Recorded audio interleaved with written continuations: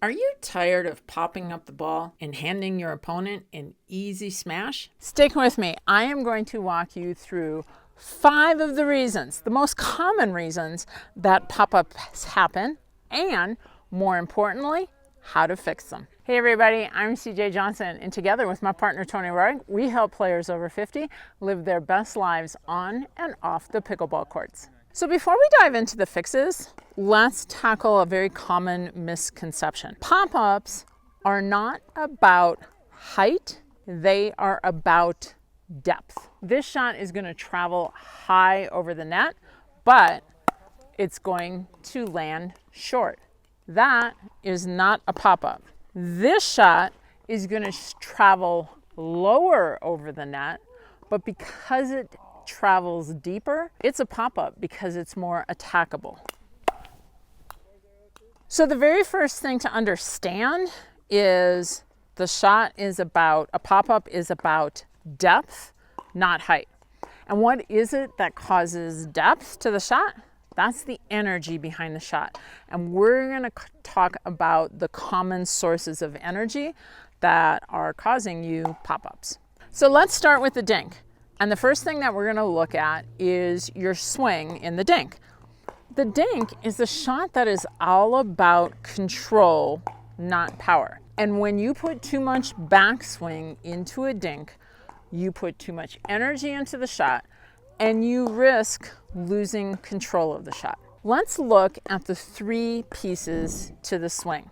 So if this is the point of contact, we have the backswing, which would be anything from the point of contact backwards, the point of contact, and then the follow through. For a dink, we really don't need any backswing. The dink is a short enough shot that we're just simply trying to get control over, that we don't need to have the swing behind the point of contact. Watch what happens when I have little or no backswing. The ball stays low and control. Now let's compare that to this big backswing. Way too much energy, and it pops up perfectly for my opponents to attack. The fix? Keep your swing short and compact. Try removing the backswing entirely. Just take the paddle to where you think the ball is going to be, the point of contact, and gently lift it from there. Next up, let's talk about short hopping a shot. A short hop is taking the ball between the time that the ball hits the court and before it reaches the apex or the very top of the bounce. You might also hear that referred to as taking the ball on the rise. There will be times that you have to take the ball on the rise, but the point where the ball hits the court to the apex of the bounce, the ball still has a lot of energy. And you're not always going to be able to control that energy. Ideally, you want to wait till the ball gets to the top of the bounce before you hit the shot. Here's what that looks like. That's when the ball has the least amount of energy and it'll be the easiest for you to control. Again, technically, there is nothing wrong with short hopping a ball. You just need to know that that ball has extra energy and you have to plan to control for that energy. Here are 2 examples.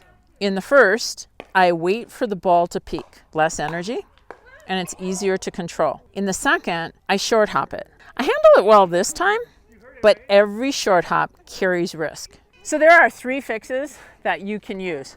The very first one is move your feet. Take your feet to a position where you get some space between your body and the ball. Number 2 is I want to soften my arm. A good dink comes from my shoulder. So I want to make sure that my arm is nice and relaxed, and that's going to give me better control over the energy on the shot. Now, number 3, when I do have to take a short hop, because I am going to have to short hop the ball at times, just know that it has extra energy, and it may be difficult for you to control. The third one is your body motion, and this is one that actually sneaks up on a lot of people.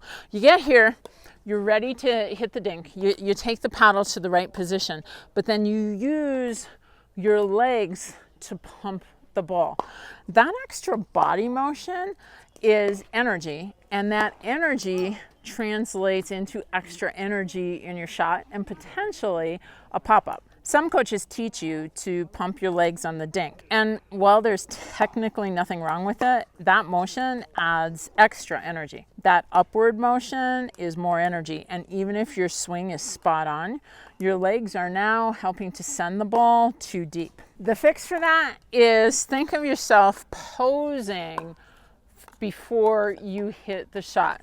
Get low, get your paddle out to the ball. Think of someone taking a picture of you before you hit the shot. So when it comes to dink, remember there are 3 sources of energy that you are looking for.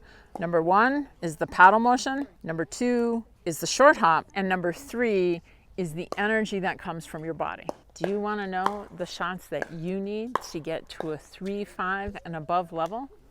Click the link on above. We'll send you a free guide that's going to help you to develop those shots. Let's shift to volleys because pop-ups happen on the volley as well. The very first thing we need to talk about paddle angles. So as I'm standing here, if this paddle angle is tilted back in this direction, this would be an open paddle face. If the paddle is tilted in this direction, this would be a closed paddle face. Now, let me turn to the side so that you can see this again. Here would be a slightly open paddle face. Here would be a closed paddle face. Now I want you to imagine that you have a player who's back in the court. You're up here at the NVZ. They are driving the ball at you, and that ball comes towards you, and your paddle face is slightly open.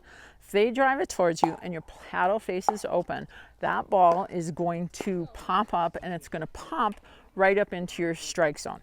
Now, this is still an energy issue. It's not your energy per se from the paddle face, but it's the energy of the shot that's coming towards you. And you have to be able to control for that energy with your paddle face. So what's the solution?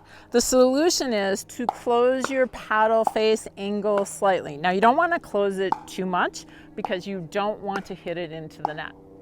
Another solution for some of you may be to put a second hand on the paddle to help stabilize that paddle face angle. It could be a second hand in a grip, or it could be just simply tenting the fingers behind the paddle face to help you to control the angle of the paddle face. This last one is not necessarily about energy, it's more about shot selection. So again, if somebody's back in the court and you're up here at the non-volley zone line and they blast one at you up here in the shoulder area, our defenses are generally put us into this position here with a very open paddle face. If they're hitting it hard and this ball is up higher, there's a high likelihood that that ball is out. And here's the thing, even if it's not out, this position is extremely difficult to defend from. So if you're getting a shot that's up high, instead of chicken winging it and getting into this position, sometimes the better decision is not to hit a shot at all, but to simply step out of the way. Here's the thing, pop-ups are part of the game. Even if you watch pro rallies, they often end with a pop-up. But knowing what causes pop-ups and the sources of energy are going to help you to hit fewer pop-ups. Don't forget to grab the free play guide to help you to define the shots you need to play at a 3-5 level or higher, because together we can train smart, live bold, and age well.